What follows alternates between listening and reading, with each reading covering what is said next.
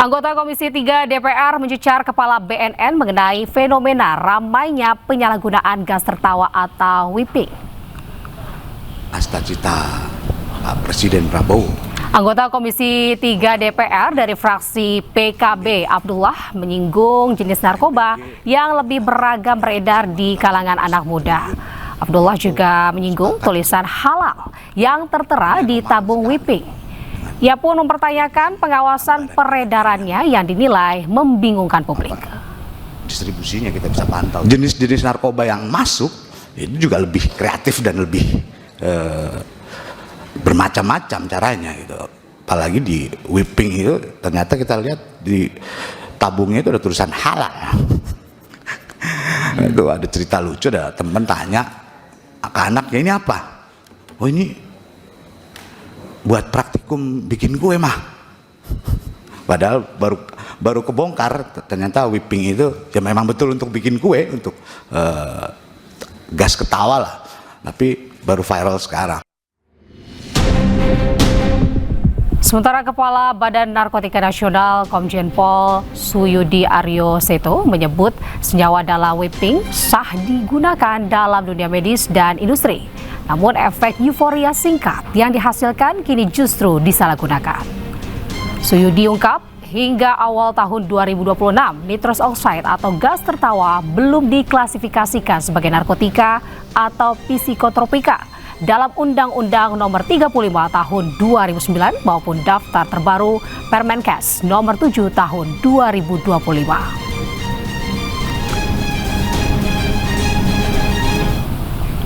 Pemirsa, BPOM ingatkan bahaya penyalahgunaan produk tabung gas mengandung nitrous oxide yang tengah ramai diperbincangkan masyarakat sebagai gas tertawa. Dalam penjelasannya, BPOM menyebut merek tabung gas mengandung nitrous oxide atau dikenal sebagai gas tertawa yang dikemas dengan tabung warna pink mencolok. Di Indonesia, produk ini biasa digunakan sebagai bahan tambahan pangan golongan propelan. Nitrous oxide juga merupakan gas medis yang digunakan untuk pengobatan. BPOM menekankan bahwa penyalahgunaan nitrous oxide bisa menimbulkan dampak kesehatan serius. Menghirup nitrous oxide bisa menyebabkan kekurangan oksigen akut, memicu kerusakan saraf permanen, serta gangguan mental dan psikologis.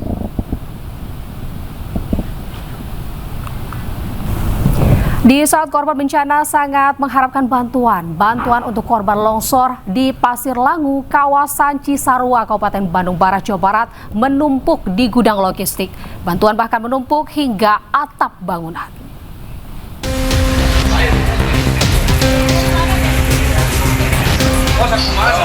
Inilah gudang penyimpanan barang yang terdiri dari berbagai tumpukan jenis barang yang menjadi bantuan untuk korban longsor di Pasir Langu, kawasan Cisarua, Kabupaten Bandung, Jawa Barat.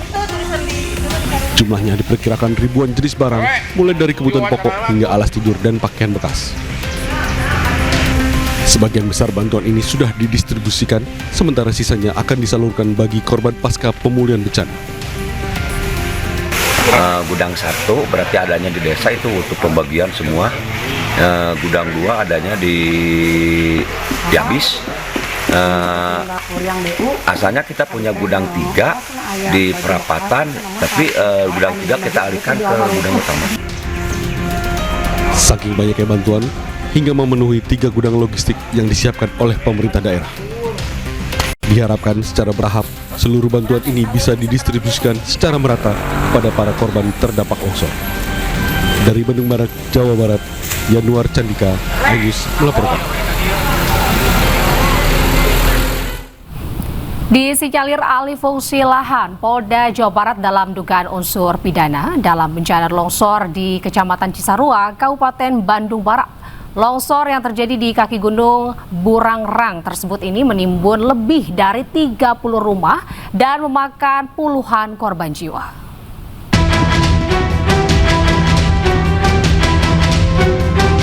Polda Jabar mendalami dugaan unsur pidana dalam bencana longsor di Kecamatan Cisarua, Kabupaten Bandung Barat yang terjadi pada 24 Januari 2026. Peristiwa ini disinyalir dipicu alih fungsi lahan di kawasan tersebut.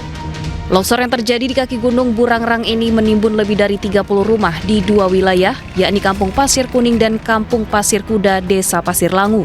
Selain itu, lokasi longsor dikelilingi lahan pertanian sayur dan bunga yang digarap warga sekitar. Kabid Humas Polda Jabar menjelaskan pihaknya telah berkoordinasi dengan berbagai pihak untuk mendalami dugaan alih fungsi lahan yang perlu didalami lebih lanjut. Kita masih proses penyelidikan lah, masih diskusi panjang kira-kira apa pengalihan fungsi lahan tadi itu ya, masih kita dalami sementara. Kalau polisi sendiri sudah ada? Belum, tidak ada. Belum. Jika melihat kondisi di sekitar lokasi kejadian, terdapat aktivitas pertanian di kaki Gunung Burangrang. Namun polisi belum bisa menyimpulkan apakah aktivitas tersebut melanggar aturan atau tidak sebelum ada kepastian mengenai batas wilayah. Dari Bandung, Jawa Barat, Yanuar Candika, iNews melaporkan. Kita ke informasi lainnya pemirsa, seorang pemuda di Kabupaten Pati nekat bakar rumah orang tuanya lantaran terlibat konflik keluarga. 2 rumah ludes terbakar dan diperkirakan kerugian mencapai ratusan juta rupiah.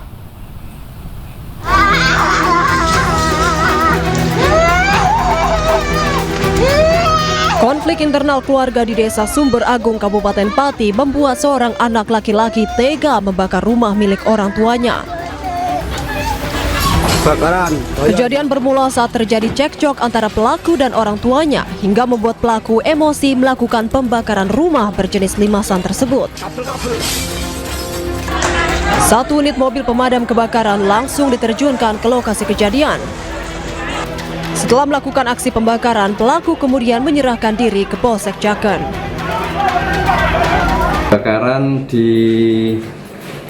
Dukuh Pohlanda, Desa Sumber Agung, RT 1 RW 4 Jaken. Ya, dari anggota menyampaikan bahwa kebakaran 2 rumah limasan dibakar oleh anak pemilik rumah karena konflik keluarga. Tidak ada korban jiwa dalam peristiwa ini, namun kerugian materi ditaksir mencapai 120 juta rupiah. Dari Pati, Jawa Tengah, Vindi Agil, iNews melaporkan. Pemirsa, seorang siswa kelas 4 SD di Kecamatan Jerebu, Kabupaten Ngada, Nusa Tenggara Timur nekat mengakhiri hidupnya. Diduga karena tekanan ekonomi karena tidak mampu beli pena dan buku sekolah.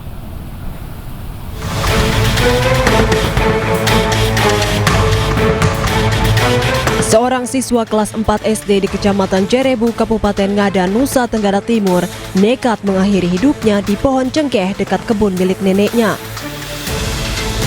Korban nekat mengakhiri hidupnya diduga karena tekanan ekonomi dan tak mampu membeli perlengkapan sekolah berupa pena dan buku.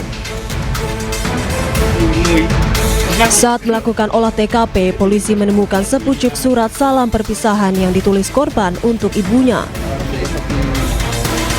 Jasad korban langsung dievakuasi ke rumah sakit untuk divisum. Kalau keseharian yang kami tahu di tetangga, ini anak ini tidak tahu lagi, mungkin dia juga terasa beban hidup terlalu tinggi karena tiap hari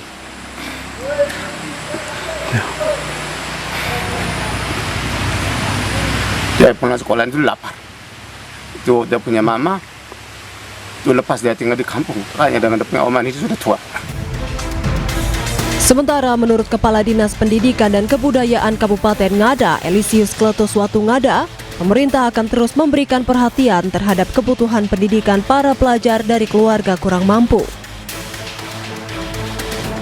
Di kebijakan pemerintah setempat melalui visi misi Pak Bupati dan Pak Wakil Bupati di bidang pendidikan, itu juga untuk di bidang pendidikan itu ada 2 program kegiatan prioritas. Yang pertama adalah bagaimana pemerintah hadir untuk orang tua atau siswa-siswa yang di latar belakangi yang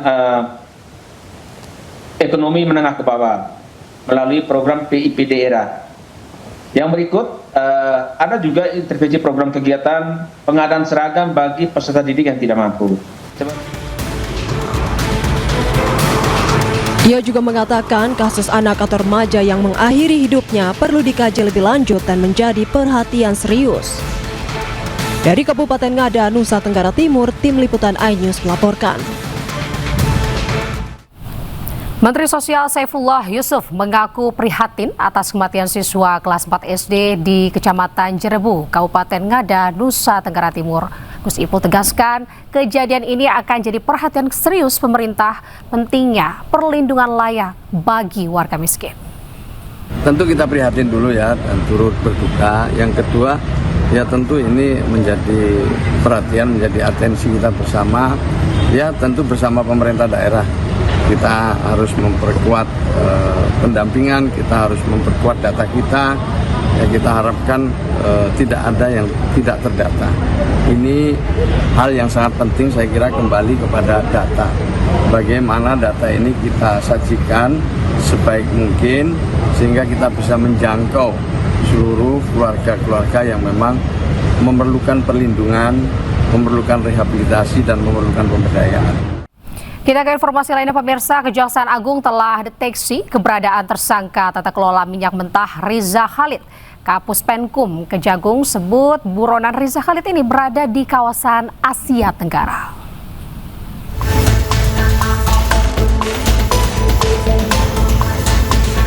Kejaksaan Agung mengendus keberadaan tersangka kasus tata kelola minyak mentah Riza Khalid yang telah menjadi buronan internasional usai Interpol terbitkan Red Notice.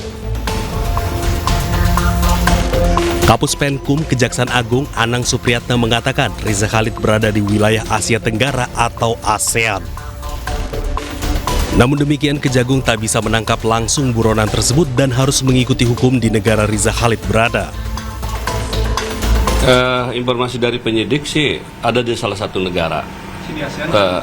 Ya, negara di wilayah ASEAN. Informasi penyidik, tapi pasti saya tidak bisa memastikan. Yang jelas dengan terbitnya Red Notice ini akan membatasi ruang gerak yang bersangkutan karena akan termonitor oleh imigrasi seluruh negara-negara yang terikat dengan Interpol. Tapi ingat bahwa ini kan terbitnya Red Notice tidak serta-merta langsung dapat kita menangkap. Ini kan ada di negara lain dan tentu di situ juga ada kedaulatan hukum kepentingan nasional masing-masing. Dan sistem hukumnya yang berbeda, ini perlu pendekatan, baik itu diplomasi hukum, yang jelas nantinya kita akan tetap berkoordinasi dengan satgas terkait. Red Notice Riza Khalid resmi terbit pada 23 Januari 2026. Dengan terbitnya Red Notice ini, gerak Riza Khalid semakin terbatas. Kejagung pun berkoordinasi dengan pihak terkait untuk segera menangkap saudagar minyak tersebut. Pemirsa, Menko Polhukam periode 2019 hingga 2024 Mahfud MD sebut Red Notice terhadap Riza Khalid ini bisa berujung penangkapan. Dan ketika Red Notice diterbitkan, itu artinya Kejaksaan Agung RI yakini unsur pidananya bisa dibuktikan di pengadilan.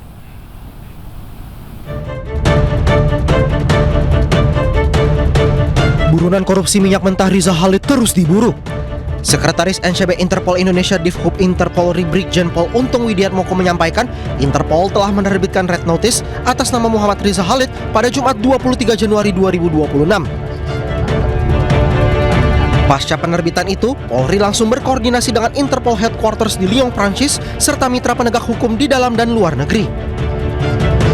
Sementara itu, mantan Menteri Koordinator Bidang Politik, Hukum, dan Keamanan Mahfud MD menegaskan bahwa Red Notice Interpol bukan sekedar simbol. Menurutnya, Red Notice bisa berujung penangkapan lewat kerjasama internasional baik melalui Interpol maupun skema legal assistance. Kalau saya baca Red Notice untuk Riza Khalid itu 86 atau 186 negara gitu. Yang bisa diduga Riza Khalid ke sini itu yang saya baca tadi dengarnya itu 86 atau 186. Pokoknya lebih dari 50 negara lah dia itu bisa diburu di situ. Apakah bisa Red Notice itu nangkap orang? Zaman kita di Polhukam dulu. Iya. Maria Pauline Lumowa, pembobol BNI. Lari 17 tahun. Ya, kita buat Red Notice, tiba-tiba sesudah 17 tahun ada kabar bahwa Maria Pauline itu akan ke Serbia tanggal sekian. Kita buat pada soal 17 tahun Pak udah itu. Iya, 17 tahun. Iya. Iya kan? Tahun 2022 baru bisa ditangkap. Musim Covid kan? Iya. Kadangkala pakai red notice, tapi kadangkala pakai MLA biasa, mutual legal assistance ya.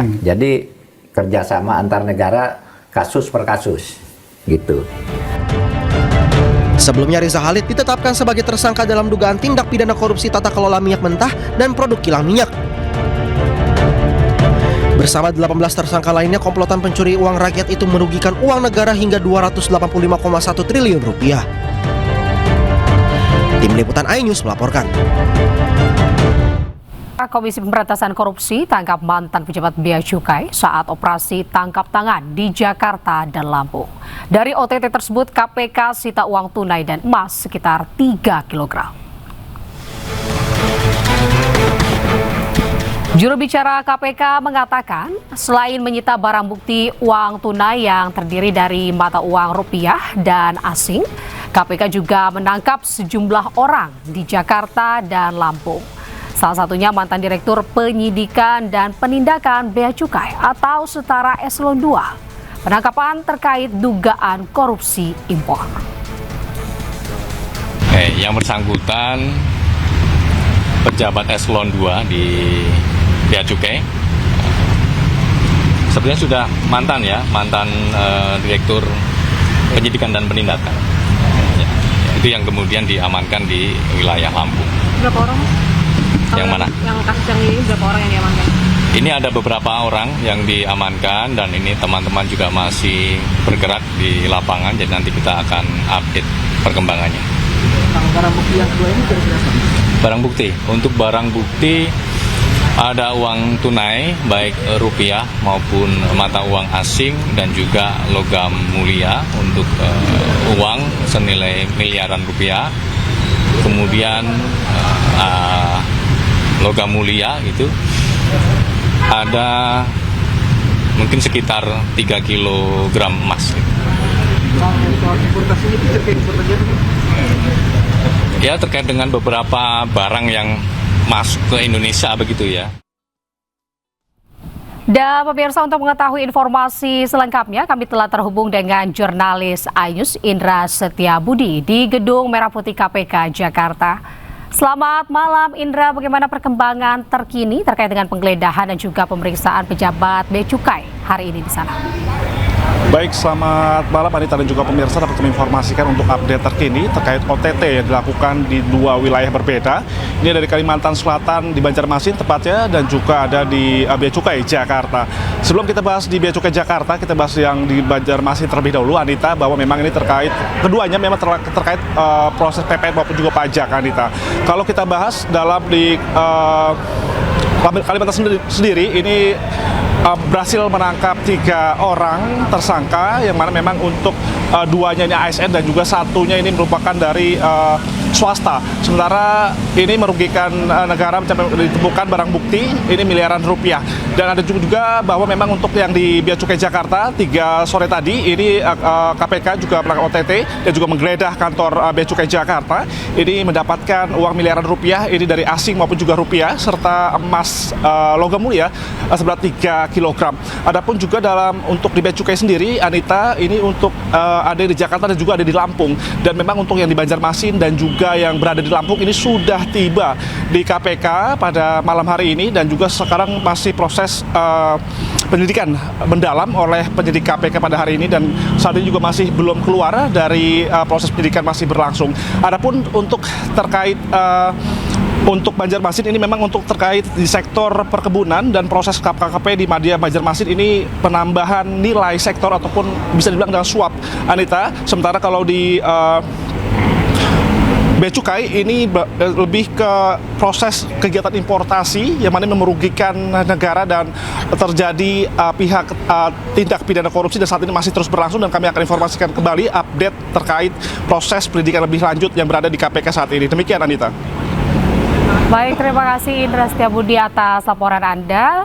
Kita doakan bersama semoga KPK bisa mengusut tuntas kasus terkait dengan OTT KPK saat ini yang sedang berlangsung di sana. Terima kasih Indra, selamat tugas kembali. Pemirsa, selain di Jakarta dan Lampung, Komisi Pemberantasan Korupsi juga gelar operasi tangkap tangan di kantor pelayanan pajak Madya Banjarmasin, Kalimantan Selatan. Pihak kantor pelayanan pajak Pratama Banjarmasin di kawasan Lambung, Mangkurat membenarkan adanya pejabat yang diamankan KPK untuk keperluan pemeriksaan lebih lanjut. Sementara PLT Kabid P2 Humas Kanwil DJP Kalselteng Tri Wibowo ini menyatakan otoritas pajak menghormati langkah-langkah yang diambil para penegak hukum dan akan bersikap kooperatif dalam menindaklanjuti temuan KPK sesuai dengan ketentuan yang berlaku.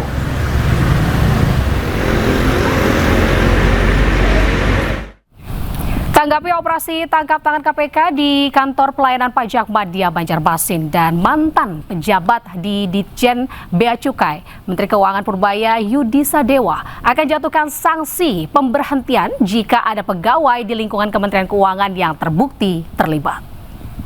Lihat apa hasilnya OTT itu. Kalau emang orang pajak dan Bea Cukai ada yang bersalah ya harus ditindak secara hukum sesuai dengan peraturan undang-undang yang berada. Tapi gini, saya tidak akan melepaskan anak buah saya sendirian begitu aja, kan akan ada pendampingan hukum dari Departemen Keuangan, tapi tidak dalam bentuk intervensi hukum. Itu kira-kira kita temenin aja sampai prosesnya selesai. Kenapa terpukul? Kan itu justru merupakan titik masuk untuk memperbaiki pajak dan bea cukai sekaligus. Kemarin kan bea cukai udah saya abrik, kan yang dapat yang dipinggirkan udah terdeteksi emang sebelumnya emang ada sesuatu yang ada di situ. Bukan rotasi, kalau saya nggak boleh mecas ya. Nanti kita akan non-job kan mungkin di tempat di pusat yang nggak ngapa-ngapain kalau terlibat. Tapi kalau itu boleh berhenti nggak? Nanti kita lihat. Kayaknya sih kalau terbukti salah bisa diberhentikan, sekarang berhentikan. Kita ke informasi selanjutnya, pemirsa. Presiden Prabowo Subianto menyatakan perang terhadap persoalan sampah yang dinilai sudah berada dalam kondisi mendesak. Prabowo juga meminta jajaran pemerintah pusat dan daerah, BUMN, TNI, dan Polri turun tangan bersihkan sampah.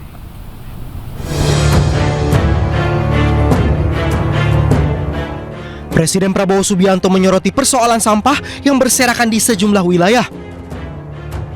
Hal itu disampaikan dalam sambutannya di Rakornas Pemerintah Pusat dan Daerah tahun 2026 di Sentul, Bogor, Jawa Barat, Senin lalu.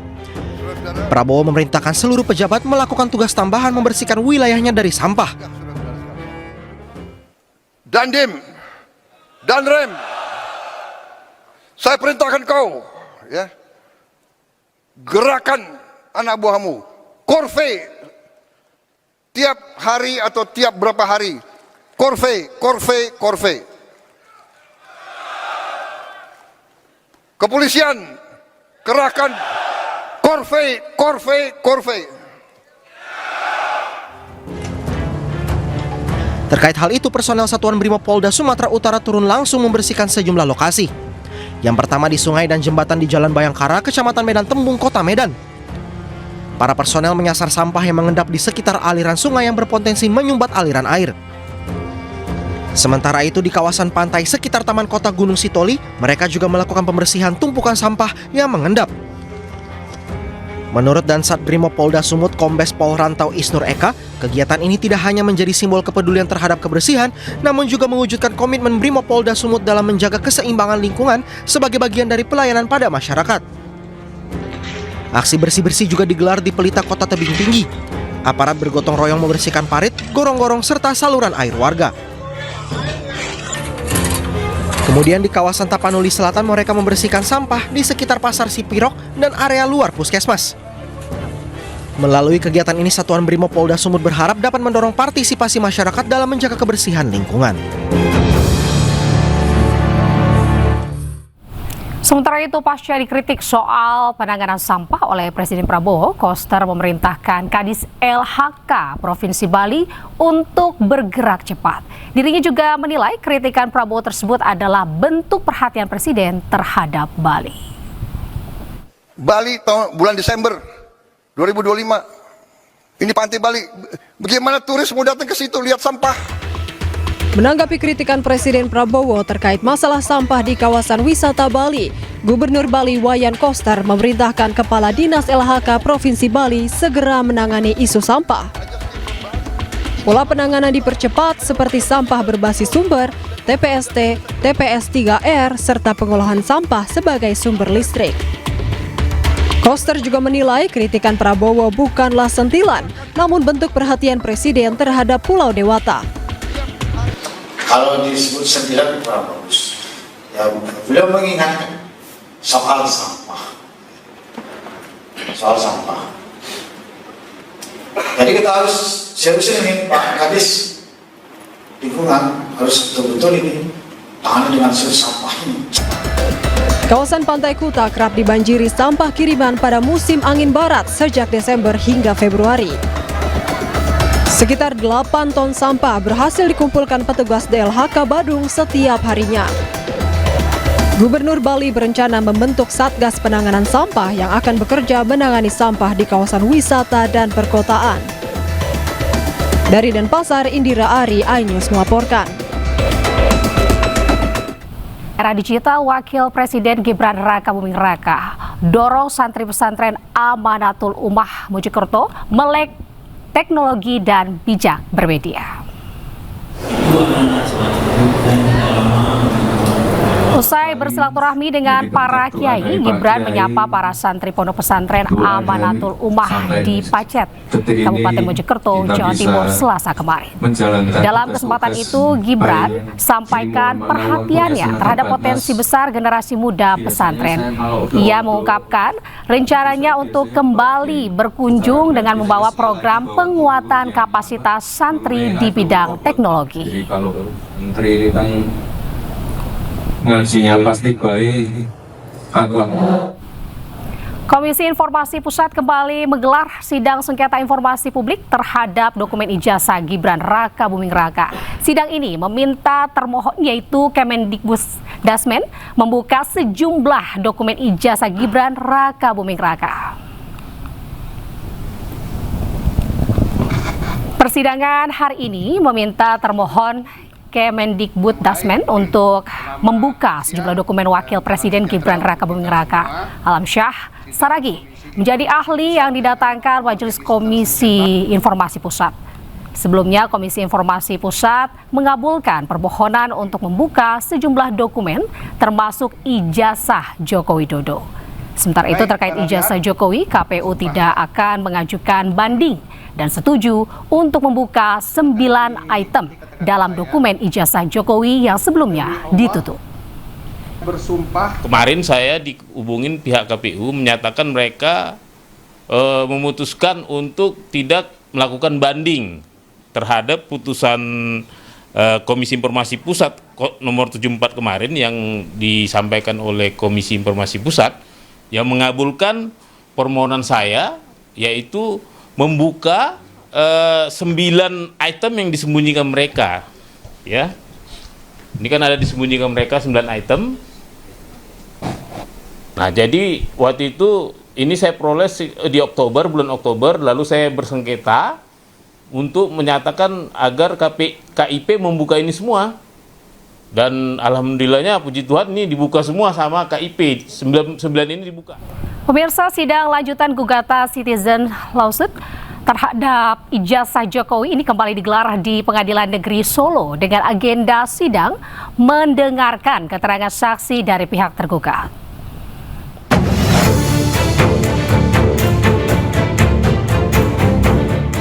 Persidangan yang dipimpin oleh Ketua Majelis Hakim Ahmad Satibi menghadirkan 3 orang saksi dari pihak tergugat, di mana 2 orang saksi merupakan teman Jokowi saat menjalani program KKN, sementara 1 orang saksi lain merupakan anak kepala desa di tempat Jokowi melakukan program KKN saat berkuliah. Sidang diwarnai hujan interupsi dari pengacara tergugat. Kuasa hukum tergugat memprotes keras pertanyaan dari pihak penggugat yang dinilai melenceng dari substansi materi sidang. Yang mulia, mohon interupsi keberatan. Cukup ya. Nadanya sudah menyudutkan kepada saksi ini data. Etikanya gimana? Saya tidak melanggar. Silakan. Keras karena pertanyaan disampaikan tidak substansial. Tidak substansial, semisal ada tidaknya listrik dan seterusnya itu kan bukan substansi. Yang substansi dalam hal ini adalah bahwa benar Pak Jokowi sebagai salah satu anggota kelompok peserta KKN dari UGM pada tahun 1985 yang dilaksanakan antara bulan Maret sampai Juni di Desa Ketoyan, Kecamatan Wonosegoro, Kabupaten Boyolali. Substansinya adalah itu. Dinamika saja, kalau saya lebih mencoba itu kepanikan karena kita bisa melanjani sanksi. Kan sepanjang saya tidak dilarang, tidak ditegur palu oleh hakim, itu hak kami. Kami juga tidak menginterupsi rekan kami Pak JP Irfan. Secara pribadi saya tidak ada masalah dengan Pak JP Irfan. Usai mendengarkan keterangan saksi, sidang pun ditunda dan akan dilanjutkan kembali pekan depan dengan agenda mendengarkan keterangan saksi ahli.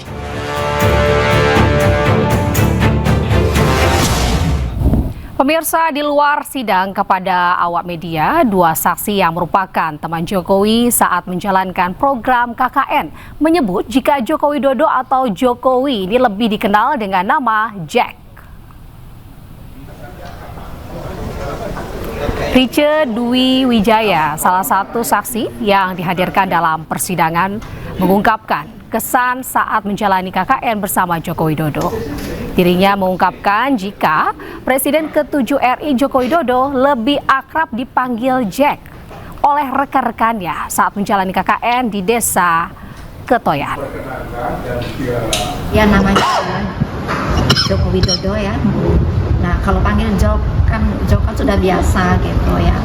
Pengen lain daripada yang lain biar keren gitu ya, Jack gitu. Kami berempat yang memanggil Joko Widodo adalah Jack, benar-benar Jack, bukan yang lain. Jadi itu awal dari situ nama Jacknya, bukan dari situ ya, sebelumnya ya. Belum pernah.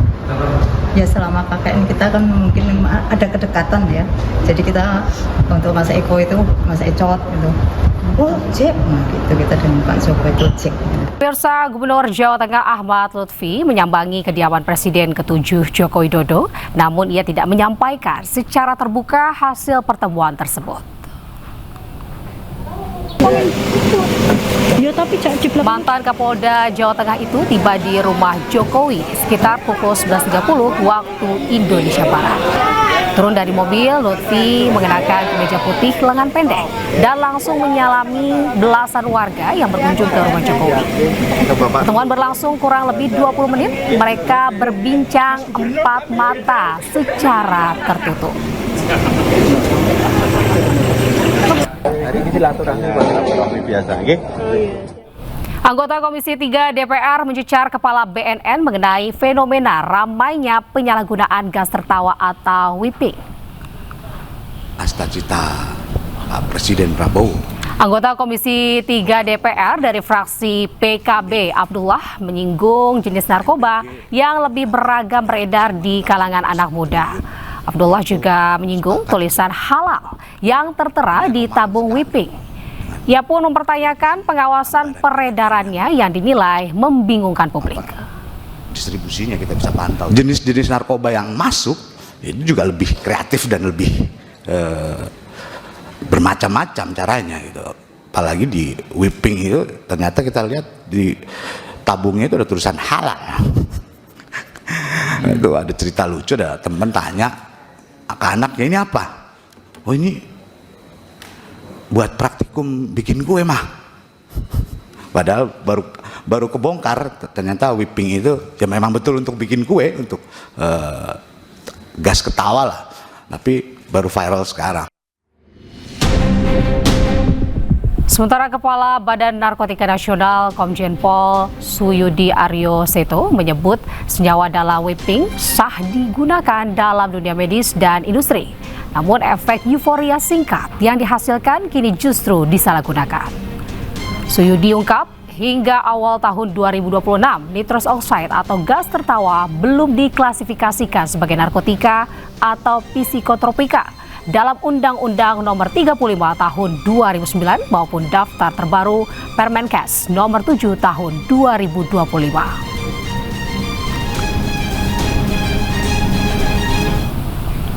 Pemirsa, BPOM ingatkan bahaya penyalahgunaan produk tabung gas mengandung nitrous oxide yang tengah ramai diperbincangkan masyarakat sebagai gas tertawa. Dalam penjelasannya, BPOM menyebut merek tabung gas mengandung nitrous oxide atau dikenal sebagai gas tertawa yang dikemas dengan tabung warna pink mencolok. Di Indonesia, produk ini biasa digunakan sebagai bahan tambahan pangan golongan propelan. Nitrous oxide juga merupakan gas medis yang digunakan untuk pengobatan. BPOM menekankan bahwa penyalahgunaan nitrous oxide bisa menimbulkan dampak kesehatan serius. Menghirup nitrous oxide bisa menyebabkan kekurangan oksigen akut, memicu kerusakan saraf permanen, serta gangguan mental dan psikologis.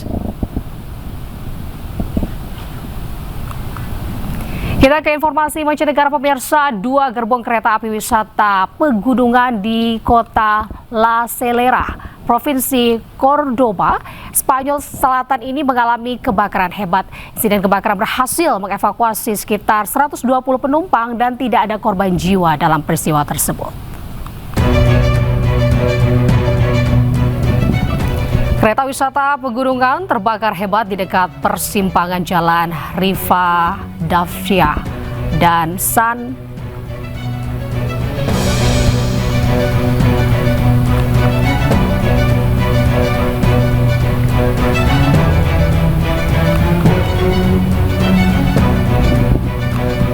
Kepulan asap tebal ini membuat penumpang panik dan mengevakuasi para penumpang. Petugas damkar dan petugas polisi berhasil memadamkan api yang berkobar selama 3 jam. Pasca kejadian, polisi masih melakukan penyelidikan penyebab kebakaran. Sementara layanan kereta api dihentikan sementara di jalur tersebut. Kereta wisata menghubungkan Lembah Punilla dengan kota Cordoba yang digunakan baik oleh penduduk maupun wisatawan.